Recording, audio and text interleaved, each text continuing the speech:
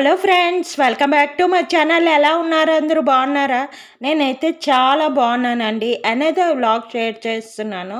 ఇక్కడ దొండకాయల కర్రీ అయితే చేస్తున్నాను. దొండకాయలు మువ్వంకాయల షేప్లో కట్ చేసుకొని ఉడకపెట్టుకొని ఉంచుకున్నాను అనమాట. సింపుల్ మనం మువ్వంకాయ కర్రీ ఎలా చేస్తాం వంకాయతోని, అది అలాగే దొండకాయ మసాలా కర్రీ అన్నమాట. దొండకాయ ఎప్పుడు ఫ్రై చేస్తే ఇంట్లో అస్సలు తినరు పిల్లలు, అస్సలు ఇష్టంగా తినరు. ఫ్రై చేసిన అది శ్రమ. చిన్న ముక్కలుగా కట్ చేసుకొని అది దగ్గర ఒక గంట అరగంట దగ్గర పడుతుంది ఆ ఫ్రై అయ్యేసరికి. ఇలా మసాలా కర్రీలాగా అయితే ఇష్టంగా తింటారు కూడా, బాగుంటుంది. మనకి రైస్కి కూడా బాగుంటుంది. నెక్స్ట్ రోటీస్, చపాతీ అలాంటి వాటికి కూడా ఈ కర్రీ బాగుంటుంది అన్నమాట. ఈజీగా చేసుకోవచ్చు, చాలా సులువుగా చేసుకోవచ్చు. ఆల్రెడీ మనం ఉడకపెట్టిస్తాం కాబట్టి ఎక్కువ టైం అయితే తీసుకోదు ఈ దొండకాయల కర్రీకి. ఇక్కడ నేను ఆయిల్ వేసుకున్నాను. మార్నింగ్ బజ్జీ చేశాను కదా, ఆయిల్ కొంచెం మిగిలిపోతే అది వేసాను. ఎందుకు ఊరికినే పోసేయడం ఆయిల్ అని. నేను బజ్జీలకి ఒక్కసారే యూజ్ చేస్తాను ఆయిల్. తర్వాత ఒక గిన్నెలో తీసుకొని ఉంచుకొని ఇలా కర్రీలకి అలాంటి వాటికి వాడేస్తాను అనమాట. చారుకి, పోపుకి వేయను. మామూలు కర్రీస్కి వాటికి అయితే ఆయిల్ వాడేస్తాను. మనకు అలాగా కొంచెం కర్రీస్కి, ఇలాంటి ఫ్రై మసాలా కర్రీస్కి అలాంటి వాటికి కొంచెం ఆయిల్ పడుతుంది కాబట్టి అలాంటి వాటికి వేసేసుకుంటాను అనమాట. వేసుకుంటే యూజ్ అయిపోద్ది. మళ్ళీ నెక్స్ట్ ఏదైనా ఫ్రై చేసేటప్పుడు అది మనం ఆయిల్ మళ్ళీ వేసుకోవచ్చు. ఎందుకంటే అలా ఉంచామంటే ఆ ఆయిల్ ఒక్కసారి కన్నా ఎక్కువ సార్లు వాడితే అంత మంచిది కాదు. అంతే. తర్వాత మళ్ళీ దొండకాయలు తీసేసి అదే కళాయిలోని ఇంకొంచెం ఆయిల్ వేసుకున్నాను. వేసుకొని ఈ మసాలా పేస్ట్ అయితే వేసుకుంటున్నాను. ఇందులో నేను ఉల్లిపాయ, టమాటా, ఎండుమిర్చి, తర్వాత అల్లం, వెల్లుల్లి, దాల్చిన చెక్క, లవంగ అవన్నీ కూడా వేసేసానమాట. వేసి గ్రైండ్ చేసుకున్నా. మామూలుగా అన్ని కూరలకి చేసిన మసాలా అన్నమాట. దీనిలో కొంచెం నేను కాజు ఉంటే వేసాను. ఇంకా పచ్చి కొబ్బరి ఉన్నా కూడా వేసుకుంటే చాలా బాగుంటుంది. పచ్చి కొబ్బరి కానీ, ఎండు కొబ్బరి కానీ ఏదైనా మీకు అందుబాటులో ఉంటే వేసుకుంటే ఇంకా టేస్ట్ అయితే చాలా బాగుంటుంది. నా దగ్గర కాజు ఉంది, కాజు కూడా కొంచెం వేసుకున్నాను. కాజు వేయగానే మనకి కర్రీకి అదొక మంచి టేస్ట్ వస్తుంది అన్నమాట. చాలా బాగుంటుంది. మనకి హోటల్స్లో అది వాళ్ళు కాజు, కొబ్బరి అది వేస్తారు ఎక్కువ ఇలాంటి మసాలా కర్రీలో. మీరు ట్రై చేసి చూడండి, చాలా బాగుంటుంది. ఇది రైస్కి బాగుంటుంది, రోటీస్కి, చపాతీలకి అది కూడా బాగుంటుంది. ఇలా మసాలా వేగిన తర్వాత కొంచెం ఉప్పు, కారం వేసాను. వేసిన తర్వాత నా కూతురికి ఏదో ఫోన్ వచ్చింది. అంటే ఫ్రెండ్స్కి నా ఫోన్ నెంబర్ అన్నమాట. అందుకు ఫోన్ ఇచ్చాను. అందుకే ఆ మధ్యలో వీడియో అయితే పెట్టడానికి అవ్వలేదు. ఇక్కడ ఇలాగా వేపిస్తాను.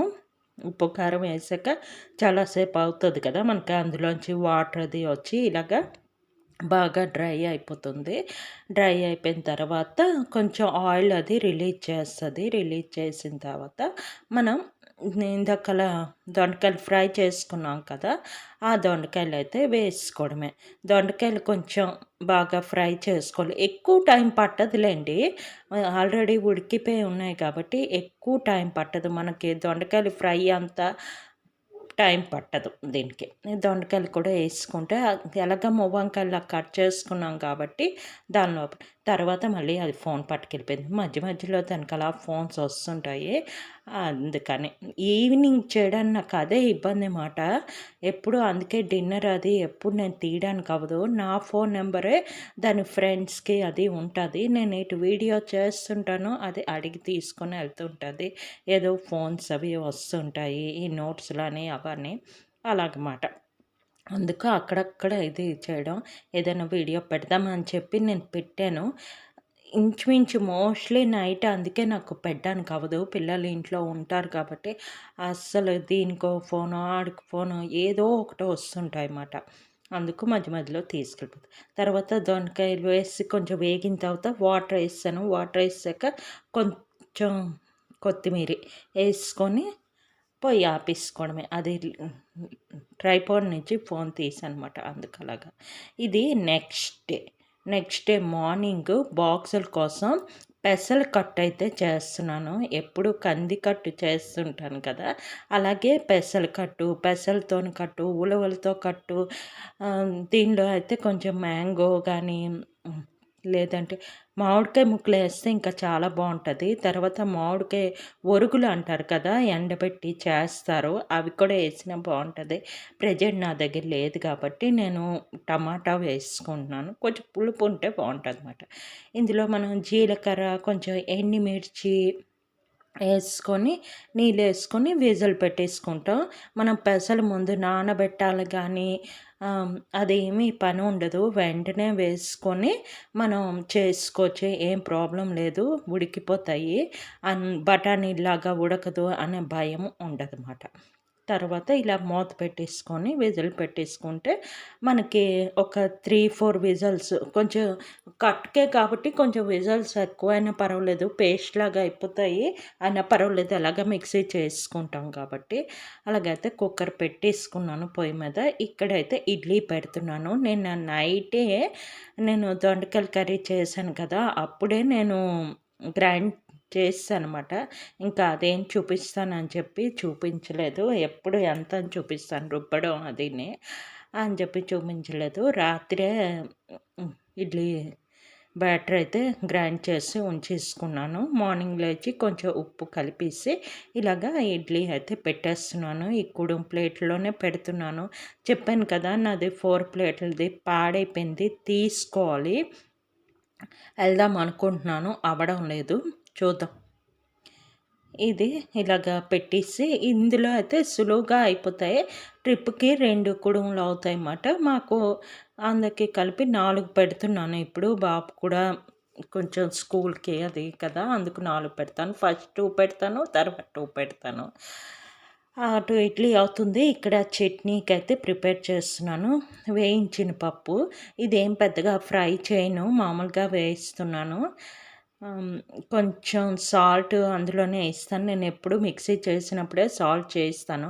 చాలామంది అంటారు మిక్సీ చేసినప్పుడు సాల్ట్ ఎయకూడదు, బ్లేడ్లు పాడైపోతాయని. కానీ కొంతమంది చెప్తారు మనం మిక్సీ సాల్ట్ ఏసి గ్రైండ్ చేస్తే బ్లేడ్స్ జార్ అవుతది, బావుంటది అని. ఏమో నేను ఏది చేసినా ఫస్ట్ సాల్ట్ కూడా దానిలో ఏస్తాను. తర్వాత కలపడం పని ఉండదు. బాగా కలవదని దీంతో పాటే గ్రైండ్ చేస్తాను. దీనిలో కొంచెం చింతపండు, పచ్చిమిర్చి అన్నీ వేసుకొని గ్రైండ్ చేసుకోవడమే. దానికి పోపైతే ఏసుకున్నాను. కరివేపాకు, ఎండుమిర్చి, ఆవాలు, కొంచెం జీలకర్ర అంతే. చట్నీకి పోపేస్తున్నానమాట. ఇది పచ్చడి పోపు. ఈ కళాయి ఎంత బావుంటది నాకు పోపులకది. చాలా బావుంటది. ఇది ఏదో సెట్‌లో నాకు వచ్చిందన్నమాట ఈ కళాయి. మొత్తం 4 సెట్లు తీసుకున్నాను. అది ఎప్పుడో చాలా కాలం అయిపోయాయిలెండి నావన్నీని. ఇదిగోటి చట్నీ అయితే గ్రైండ్ చేసుకున్నాను. దానిలో కలిపేసుకుంటున్నాను ఇదంతాని. పచ్చడి రెడీ అయిపోయింది. అటు ఇడ్లీ అయిపోయింది. ఇంకా పెసలేమో కొంచెం ఉడుకుతున్నాయి. ఉడికిపోయి అది గ్రైండ్ చేసాక అది పోపేసుకోవడమే. అది లంచ్ బాక్స్ బ్రేక్‌ఫాస్ట్ అయితే ఇది. ఇప్పుడు ప్రెజెంట్ బ్రేక్‌ఫాస్ట్‌కైతే ఈరోజు బిస్కెట్స్ ఇచ్చేసాను. ఫ్రూట్స్ అవి తీసుకోవాలి. ఎళ్ళాలి మార్కెట్‌కి.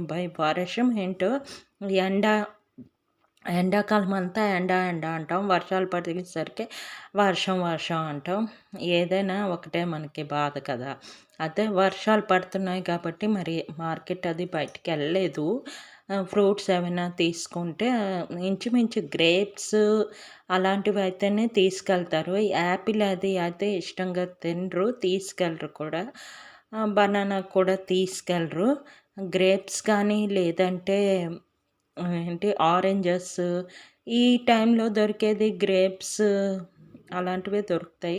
జాంకాయ అలాంటివి. జాంకాయ అది అయితే కట్ చేస్తే అవి ఎలాగుంటాయో అని చెప్పి చాలా టైం పడతది కదా! అంటే నేను ఆల్మోస్ట్ 8కి బాక్స్ కట్టేస్తాను. వాళ్ళు బ్రేక్ తినేది 10కి తింటారు. 2 అవర్స్‌లోనే ఎలా ఉంటది అని చెప్పి నేను పెట్టను. మీరు ఎప్పుడైనా పెడితే ఎలా ఉంటది జాంకాయ అలాంటివి నాకు కొంచెం చెప్పండి. చెప్తే దాన్ని బట్టి చూస్తాను. ఓకేనా. ఎక్కువ గ్రేప్స్‌ని, ప్రొమోగ్రానేట్ ఎక్కువ పెట్టడానికి ట్రై చేస్తాను ఫ్రూట్స్‌లో అయితే. అయితే ఇక్కడ కట్టు కోసమని పోపు వేసుకున్నాను. సింపుల్. ఆవాలు, జీలకర్ర, తర్వాత వెల్లుల్లిపాయ, ఎండుమిర్చి, కరివేపాకు అంతే వేసుకొని అందులోని ఇది గ్రైండ్ చేసుకున్నాం కదా పెసలు, అది ఉడికిపోయాక తీసుకొని గ్రైండ్ చేస్తాము. గ్రైండ్ చేసి ఆ పేస్ట్ అయితే వేసుకుంటాం అన్నమాట. అంతే సింపుల్గా రెడీ అయిపోద్ది పెసలు కట్ అయితే. ఇది కూడా చాలా బాగుంటుంది. మెయిన్ ఇలాంటి వర్షాలు పడే టైంలో వేడి వేడిగా తింటే ఇంకా చాలా బాగుంటుంది. పెసలు కూడా హెల్త్కి చాలా మంచిది. ఇప్పుడు అందరి ఇంట్లో రెగ్యులర్గా ఉంచుకున్నారు కదా మనకి, అంటే మొక్క చేసుకొని తింటున్నారు కదా అన్ని రకరకాల హెల్త్ ఇది గురించి. ఇలాగ పెసలు కూడా అప్పుడప్పుడు ఇలా కట్టు అది చేసుకొని తింటే చాలా మంచిది మాట.